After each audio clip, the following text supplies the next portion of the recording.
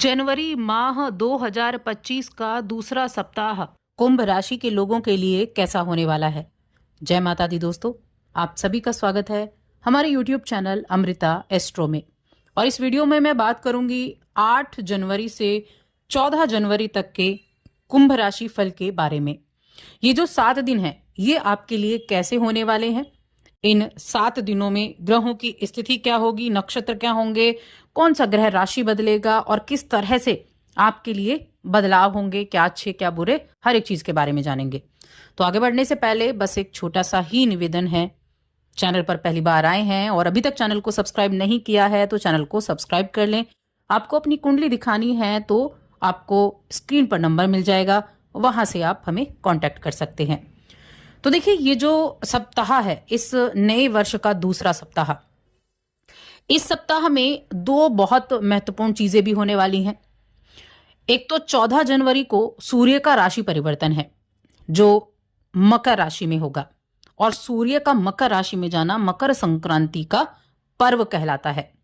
तो 14 जनवरी को तो मकर संक्रांति है जो कि सूर्यदेव को समर्पित होती है, क्योंकि सूर्य के गोचर के दिन ही ये मकर संक्रांति और लोहड़ी जैसा पर्व भी इस सप्ताह में आएगा। और 11 जनवरी को एकादशी तिथि रहेगी जो कि पोत्रदा एकादशी है। तो ये जो 3 चीजें हैं वो इस सप्ताह में घटित होंगी। बाकी योग बहुत अच्छे बनने वाले हैं, जिन योगों का प्रभाव आपको देखने को मिलेगा। लेकिन ये किस तरह के आपको प्रभाव देंगे, क्या जीवन में बदलाव होने वाले हैं, इसके बारे में हम विस्तार से जानते हैं। कुंभ राशि की मैं बात कर रही हूं। अब देखिए, इस समय अवधि में आपको एक तो अपनी जो दैनिक दिनचर्या है, जो आपका रूटीन है, जो आपका एनर्जी लेवल है और आपका कार्य जीवन, वहां आपको थोड़े बदलाव देखने को मिल सकते हैं। ये समय है आपको अपने स्वास्थ्य पर ध्यान देने का। जो आपकी सामान्य दिनचर्या है उस पर अगर आप ध्यान केंद्रित करेंगे, अपनी हेल्थ के लिए आप कोशिश करेंगे, तो आपकी हेल्थ सही रहेगी। वरना आप थोड़ा सा थका हुआ महसूस कर सकते हैं खुद को, मानसिक रूप से भी और शारीरिक रूप से भी। कहीं ना कहीं सुस्ती आप कह सकते हैं, या थोड़ा थका हुआ आपको महसूस यहाँ हो सकता है। जिससे क्या होगा, आप कामकाज आपको बोझिल लगने लगेगा, कामकाज में आपका मन नहीं लगेगा, और यहाँ आपको अपनी टीम और अपने कार्यस्थल के वातावरण को बेहतर बनाने की आवश्यकता रहने वाली है। कुछ खर्चे भी दिखाई दे रहे हैं इस सप्ताह में, अचानक से कुछ खर्चा सामने आ सकता है, और ये खर्चा वैसे अच्छी चीजों के लिए ही बनता हुआ दिखाई भी दे रहा है कि अच्छी चीजों के लिए रहेगा। इस सप्ताह में अगर आप कुछ इन्वेस्टमेंट करने के बारे में सोच रहे हैं तो लॉन्ग टर्म के लिए इन्वेस्टमेंट करेंगे तो अच्छा खासा फायदा आपको मिल सकता है। देखिए, गुरु जो है वो आपके 4थे भाव में स्थित हैं और 10वें भाव पे दृष्टि भी डाल रहे हैं।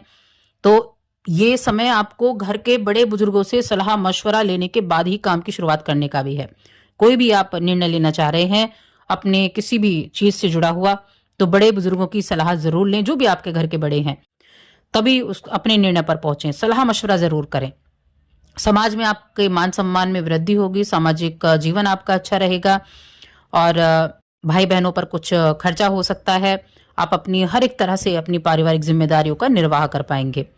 और ये समय आपके कार्यस्थल पर ऐसा भी रह सकता है कि आप अपने जो आपका वर्क प्लेस है, जहां आप जॉब करते हैं, जो आपका ऑफिस है, वहां आप थोड़ा सा मौज मस्ती के मूड में रहें, और आपके जो बॉस हैं उनको ये चीजें अच्छी ना लगे, ये उनके लिए नागवार गुजरे।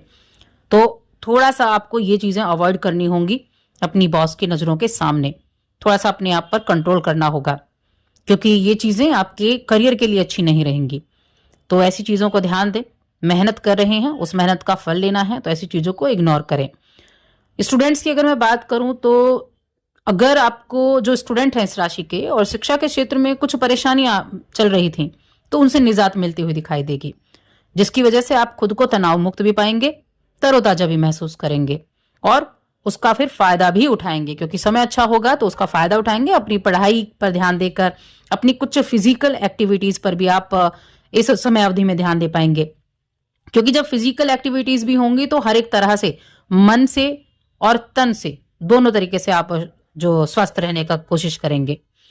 यहाँ जो आपका टीम वर्क है, ऑफिस की बात कह लीजिए, अपना जो भी आप काम करते हैं और एक टीम वर्क है आपका, तो वही आपको बेहतर रिजल्ट भी दिला सकता है, वही आपको बेहतर रिजल्ट दिलाने में कामयाबी भी ले सकता है। तो करियर, कारोबार की दिशा में किए गए प्रयास सफल होने का योग बना हुआ है। इस सप्ताह के मध्य में आपको कोई सूचना भी मिल सकती है जो शुभ समाचार होगा, और ये कार्यक्षेत्र से जुड़ी हुई रहेगी। नौकरी पेशा वाले जातकों के लिए ये समय प्रगति का भी है और संतुष्टि पाने का भी है। ये संतुष्टि आपको अपने कामकाज के द्वारा भी मिलेगी। जो कला जगत से जुड़े हैं, जो लेखन कार्य करने वाले हैं, उनके लिए बहुत अच्छा रहेगा, क्योंकि अभी शुक्रदेव आपकी लगन में चल रहे हैं, शनि के साथ बैठे हुए हैं, सप्तम को देख रहे हैं।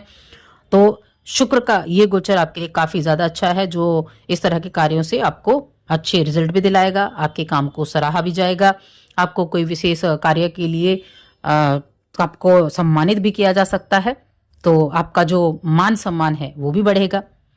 वित्तीय दृष्टि के लिए देखा जाए तो भी यहाँ मुझे ठीक ठाक दिखाई दे रहा है। इनकम के नए सोर्सेज बना सकते हैं आप। अगर आप पहले से कोशिश कर रहे हैं तो इनकम के कुछ सोर्सेज बनते हुए भी दिखाई देंगे। कारोबार में जो लाभ है वो रहेगा, और स्थायी संपत्ति से भी लाभ का योग बना हुआ है। रिश्ते नाते अगर देखा जाए तो रिश्ते नातों की तरफ से भी यहाँ फैमिली रिलेशंस अच्छे हैं। अनुकूल वीक आपके लिए दिखाई दे रहा है। आपके जो अपने हैं, परिजन हैं, परिवार के सदस्य हैं, उनके साथ सुखद समय व्यतीत करने के अवसर प्राप्त होंगे। जो लव लाइफ से जुड़े हुए हैं उनके साथ उनके पार्टनर के संबंध मधुर बने रहेंगे। वैवाहिक जीवन आपका जो है वो सुख में दिखता हुआ दिखाई दे रहा है।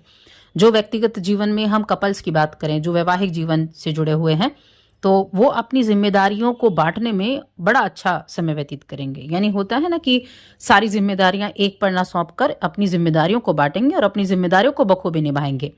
जैसे कपल्स के बीच में एक निकटता भी रहेगी और एक दूसरे को एक सम्मान देने की प्रवृत्ति भी रहेगी। तो मैं कहूंगी एनर्जी लेवल जब अच्छा है और चीजों को आप अच्छी तरीके से मैनेज करके भी चल रहे हैं तो ये आपको फायदा भी देंगे और ये आपके लिए अच्छी भी रहेंगी। अब हम बात करते हैं कि जो 14 जनवरी के दिन संक्रांति का दिन है और लोहड़ी का दिन है, तो ये जो चीजें हैं, देखिए जो मकर संक्रांति का दिन है 14 जनवरी को, इस दिन आप कुछ ना कुछ दान जरूर करें। और गुड़ का दान बहुत अच्छा दान कहा जाएगा।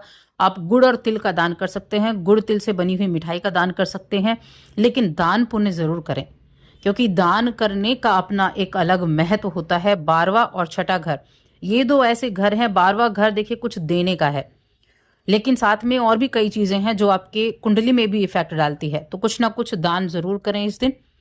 और सूर्य के मंत्र का जप करते हुए सूर्यदेव को अर्घ्य दें, या फिर आप खिचड़ी का दान भी कर सकते हैं, लेकिन गुड़ और तिल सबसे ज्यादा बेस्ट रहेगा। गरीबों को खाना खिलाना, गरीबों को कुछ ना कुछ दान देना, कोई कंबल वगैरह दान देना, ये आप जरूर करें, क्योंकि साल में एक ये दिन आता है जो मकर संक्रांति का दिन है, और इस दिन किया गया कार्य कहीं ना कहीं आपके लिए भाग्य में वृद्धि करने वाला होता है। तो बस आज की इस वीडियो में इतना ही। वीडियो कैसी लगी कमेंट करके बताएं। चैनल पर पहली बार आए तो सब्सक्राइब चैनल